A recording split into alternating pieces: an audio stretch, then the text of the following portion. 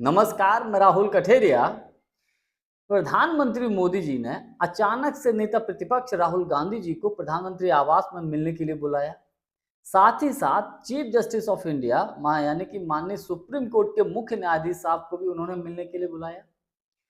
ये खबर जैसे ही बाहर निकल कर आई, सबके अंदर बड़ी उत्सुकता हो गई कि भैया राहुल गांधी जी को मोदी जी क्यों बुलाए हैं।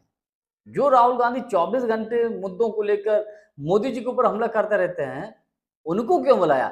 सीजेआई साहब के लिए कोई उत्सुकता नहीं थी, लेकिन राहुल गांधी जी को लेकर बड़ी उत्सुकता थी। तो खबर निकलकर सामने ये आई कि साहब राहुल गांधी को सीबीआई डायरेक्टर की नियुक्ति होनी है। तो जो पैनल है, उस पैनल में प्रधानमंत्री मोदी जी हैं, सीजेआई साहब हैं और लीडर ऑफ अपोजिशन हैं। लेकिन जो तरीका अपनाया गया है या अपनाया जा रहा है, उससे राहुल गांधी जी नाराज हो गए।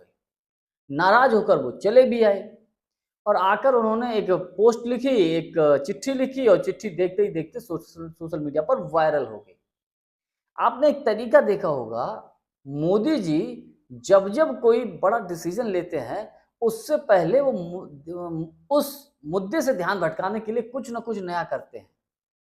जैसे कि प्रेजेंट टाइम मोदी जी ने क्या किया, अपील कर दी देश भर के लोगों से, देश भर की जनता से कि भैया डीजल पेट्रोल कम खपत करो, कम यूज करो और खादों का प्रयोग किसानों के लिए कम बोल दिया है, सोना मत खरीदो साल भर के लिए और तमाम तरीके की वगैरह वगैरह उन्होंने बातें बोल दी। और ये बातें बोल के जनता जब तक इसमें उलझती, इस पे चर्चा करती, उधर पता लगा कि साहब सीबीआई डायरेक्टर की नियुक्ति होने जा रही है। और रवैया वही, तरीका वही, इस तरीके से मुख्य चुनाव आयुक्त की नियुक्ति होती है। इससे राहुल गांधी नाराज हो गए। तो इस पूरे मामले को लेकर और मैं विस्तृत चर्चा करूं, लेकिन उससे पहले यदि आपने अभी तक हमारे चैनल को सब्सक्राइब नहीं किया है तो सब्सक्राइब जरूर कर लीजिए, बेल आइकन को दबा दीजिए। साथ ही साथ वीडियो की डिस्क्रिप्शन में हमारी शॉप है, उसमें तमाम प्रोडक्ट्स हैं, उनमें जो भी आपको ठीक लगे वो आप खरीद सकते हैं। बात कर ले प्रधानमंत्री मोदी जी की एक रणनीति को मैंने बड़ी बखूबी समझा है कि मोदी जी को जब भी कोई बड़ा डिसीजन लेना होता है या कोई ऐसा डिसीजन लेते हैं, तो उससे पहले वो देश की जनता का ध्यान भटकाने की कोशिश करते हैं। और ये जो मोदी जी ने अभी किया है, जैसे कि मोदी जी ने अपील की है कि 1 साल तक सोना मत खरीदो, डीजल पेट्रोल कम प्रयोग करो, गाड़ियों का कम प्रयोग करो, सार्वजनिक वाहनों का प्रयोग करो, मेट्रो का अधिक प्रयोग करो, खादें फसलों में आदि डालो। ये क्या क्या बातें बोल दी। अब इसको लेकर सोशल मीडिया पर तमाम लोग मोदी जी की खिंचाई कर रहे हैं। ये बोल रहे हैं चलो ठीक, जो डीजल पेट्रोल की बात आई है, ये नौबत आई क्यों? ये नौबत इसलिए आई है कि भाई साहब, जब अमेरिका और इजराइल मिलकर ईरान पर जब हमला किए, तो उससे पहले प्रधानमंत्री मोदी जी इजराइल घूमकर आए थे, बाकायदा इजराइल को समर्थन देकर आए थे। एक तरीके से उसका ये मैसेज गया था। और जैसे ही मोदी जी गए, उसके बाद तत्काल जो है इजराइल अमेरिका ने अटैक कर दिया ईरान पर। इसका मैसेज ईरान को ऐसा लगा कि जो मेरे ऊपर हमला हुआ है, इसमें भारत की सहमति है, इंडिया की सहमति है। उसको ये महसूस हुआ क्योंकि मोदी जी गए, मोदी जी की टाइमिंग ही ऐसी रही। और इसका परिणाम ये हुआ कि जो हॉर्मुज जो जल क्षेत्र है, ईरान ने सबका तेल बंद कर दिया, सप्लाई जो पूरी दुनिया भर में सप्लाई होता है, भारत का भी बंद कर दिया। मेरा मानना है कि मोदी जी अगर इजराइल ना जाते तो शायद भारत का तेल सप्लाई ईरान बंद नहीं करता। नंबर 1 कारण।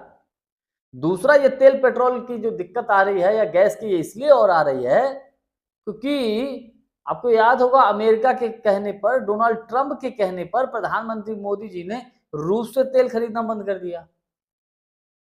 सोचिए, ट्रंप कौन होता भैया? हमारे देश की ये तय करने वाला किससे हम सामान क्या खरीदें क्या ना खरीदें। ट्रंप ने कहा मोदी जी रूस से तेल मत खरीदो, और मोदी जी ने रूस से तेल खरीदना ही बंद कर दिया।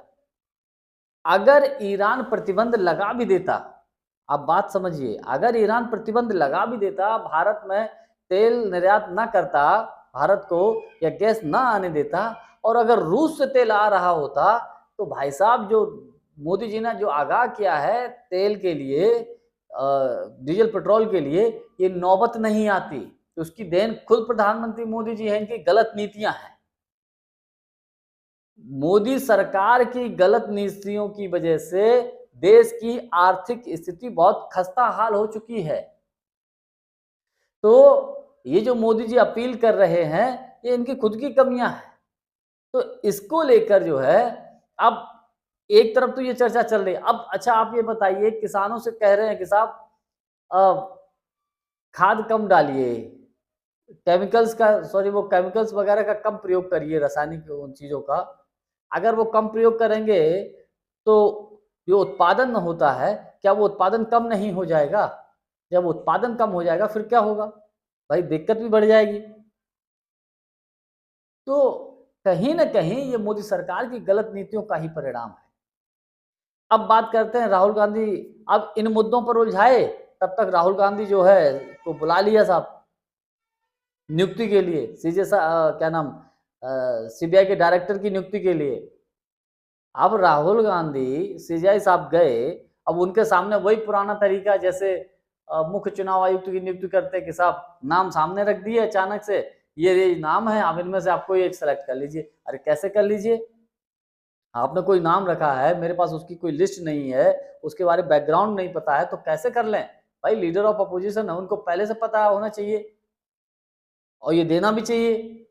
लेकिन मोदी जी ऐसा नहीं करते हैं, नहीं कर सकते हैं, या करते नहीं है, उसी का ये परिणाम है। राहुल गांधी उस प्रोसेस से गए जरूर, चले आए, आकर उन्होंने बाकायदा नोट लिखा और नोट में साफ साफ उन्होंने ये लिखा कि विपक्ष कोई रबर स्टैम्प नहीं है। और अक्सर कर आपको याद होगा, अब बात कर ले जरा थोड़ा सा आर्थिक हालातों को लेकर। मोदी जी ने जिस तरीके से अभी जो उस दिन घोषणा की थी एक चुनावी रैली में, उसमें ये कह रहे कि साहब गाड़ियों का कम प्रयोग करो, लेकिन तमाम सोशल मीडिया पर ऐसे वीडियो और मिल जाएंगे जिसमें भारतीय जनता पार्टी के नेता खूब बड़े बड़े रौला जमा रहे हैं साहब, बड़े बड़े काफिले लेकर चल रहे हैं। ऐसी भी खबर, ऐसी चीजें निकल कर सामने आ रही हैं। तो ये सब क्या है? सिर्फ दिखावा है। हालांकि मैं ये मानता हूं कि देश में जो प्रेजेंट टाइम में जो इस वक्त स्थिति है, जो इस वक्त कंडीशन चल रही है, सरकार की बहुत बड़ी जिम्मेवारी है। ये गलत सरकार की नीतियों की वजह से आज ये स्थिति है। जब विपक्ष यही बात कुछ दिन पहले जब बोल रहा था ऐसा होने वाला है, तब मोदी जी या मोदी सरकार के जो मंत्री लोग हैं मजाक उड़ाते थे या कहते थे कि साहब विपक्ष झूठ बोल रहा है, विपक्ष गुमराह कर रहा है। अब तो मोदी जी खुद कहने लगे। तो कुल मिलाकर जो राहुल गांधी ने नोट लिखा, वो एक तरीके से बड़ा सवालिया निशान लगा दिया है मोदी जी के ऊपर। और एक बार फिर उन्होंने जबरदस्त तरीके से मोदी जी के ऊपर अपने नोट के माध्यम से हमला बोला है। जानकारी हमारी आपको कैसी लगी, कमेंट्स करके हमको जरूर बताइएगा। बहुत बहुत धन्यवाद। नमस्कार।